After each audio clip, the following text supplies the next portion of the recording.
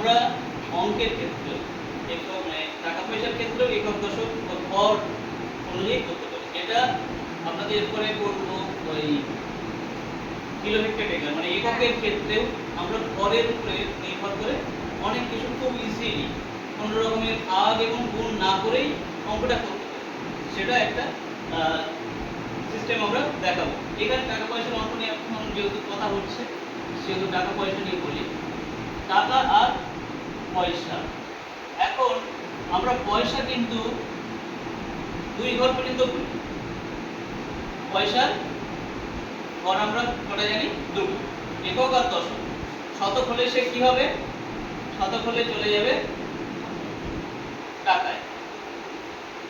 আমরা যদি নিতে সিম্পলি একক দশক শতক হিসাবে যদি পয়সাকে বসাই, যে আমি যদি এটাকে করি মানে এটা শুধু পয়সার ঘর, পয়সার ঘর করে যদি করি, পয়সাগুলোকে আমি একক দশকে সাজাচ্ছি। আমি এই 2 আর 5 লিখলাম, এটা কি 25 পয়সা। আমি লিখছি এবার লিখলাম 1 1 2 5 125 পয়সা। এইটা আমি আবার এখানে বলছি একটা দাগ, যে পয়সা কখনো এই এর পরে দুটো বেশি যায় না, মাঝখানে একটা দাগ আছে। এইটাকে আমরা এখানে একটা সুন্দর করে জিনিস বসাবো, সেটা হচ্ছে দশমিক। তাহলে এখন আমরা বলছি এই টাকা আর পয়সার মাঝখানে যে দশমিক আছে, দশমিকের পরে মাত্র দুটো ঘর পয়সা বসে। পয়সার একমাত্র একক আর দশক হয়, পয়সার কোনো শতক হয় না।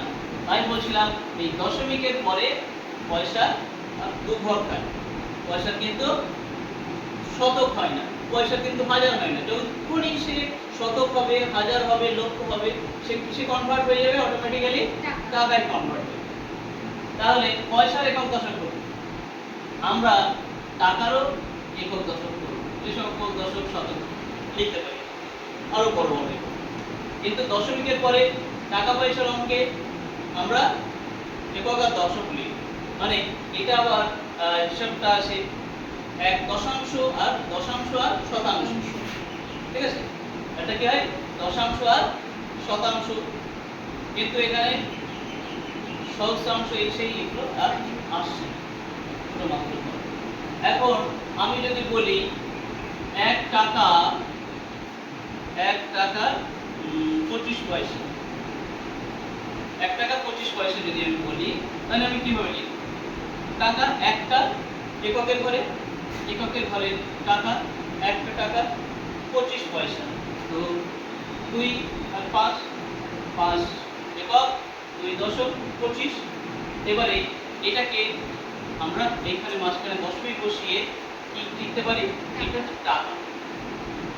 আমি যদি বাচ্চাকে খুব সহজে বোঝাতে চাই যে 1 টাকা 25 পয়সা সমান সমান কত পয়সা, আমি অবলীলা ক্রমে লিখে দেব 1 2 5 এত পয়সা। এখানে আমার কোনো ক্যালকুলেশন করা লাগলো না।